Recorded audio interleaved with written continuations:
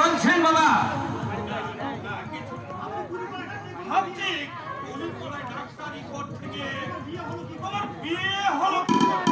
রাত 12টার সময় শ্রীমতীর মামাতো ভাই ছুটতে ছুটতে আমায় গিয়ে বলল তার বাবা কালো কুৎসিত কদর্যময়ী নারী লম্পটের কাছে শ্রীমতীকে বিক্রি করে দিচ্ছে।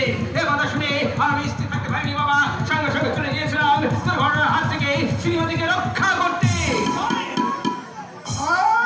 তারপরে ঘটনা আমরা সব শুনেছি, তাই না বাবা?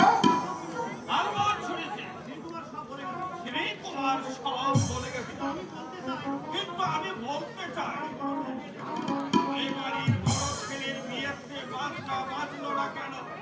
বাজনা বাজে কাঁপলো, আপনি কুলে মতো পাড়া ফিরে দিন বাবা। দেওয়াই উঠছে, যাদের না হলে আমাদের মাটি ফসল ফলে না, জুতো জামা তৈরি হয় না, আমি যাতে বিরাট করে তুলতে পারি না, তারা খেতে পারবে না, পড়তে পারবে না, কঠিন শীতের রাত্রে থরথর করে কাঁপবে।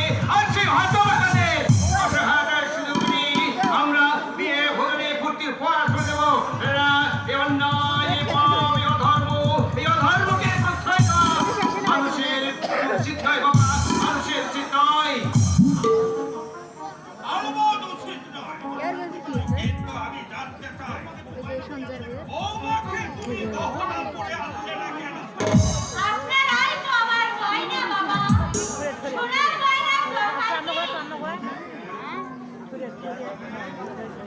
শ্বশুর শাশুড়ি দেওয়ার ননদ স্বামী সংসারিত মেয়েদের আসল গয়না।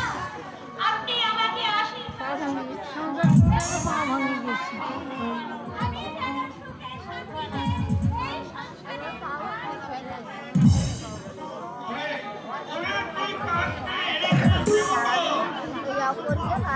এটা সীতা না শৈবা, সতী না সাবিত্রী, মাটির মেয়ে না স্বর্গের দেবী? না বাবা, সীতা সাবিত্রী আমি নই, স্বর্গের দেবী কাকে বলে আমি জানি না। শুনো, আপনি আমাকে আশীর্বাদ করুন, সতী সাবিত্রীর আদর্শ যেন আমি কোনোদিন ভুলে না যাই।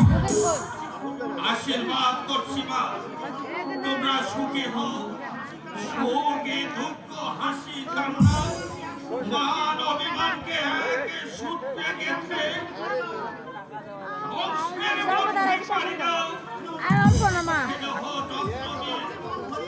সকলেরই মনে ভরিয়ে দিয়ে তোর বড় বাপ দেখি তো ভালো লাগছে না। হ্যাঁ বুড়ি, তোর বড় বাপ দেখ কয়টা বিয়ে করছে, সে কি হলো? দুটো বউ হইলো।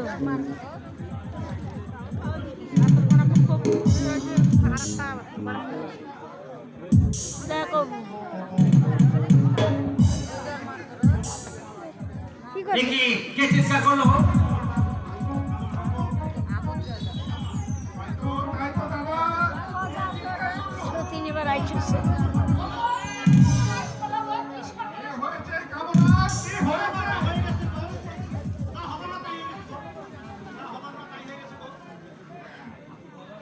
যা হবার না হয়েছে।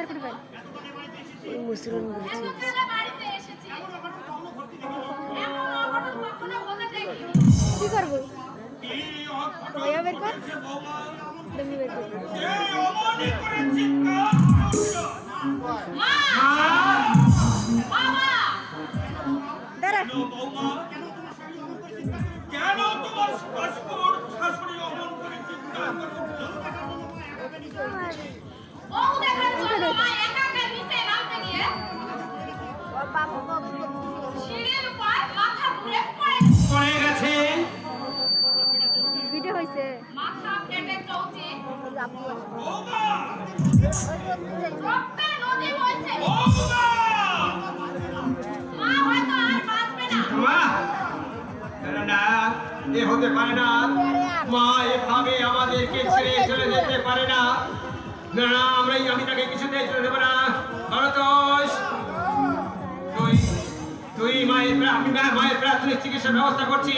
তুই ততক্ষণ আমার সিনিয়র বন্ধু ডাক্তার ভূষণকে ডেকে নিয়ে আয়। এভাবে অ্যাক্সিডেন্টে মাকে আমরা ছেড়ে দেবো না, মাকে আমরা ভর্তি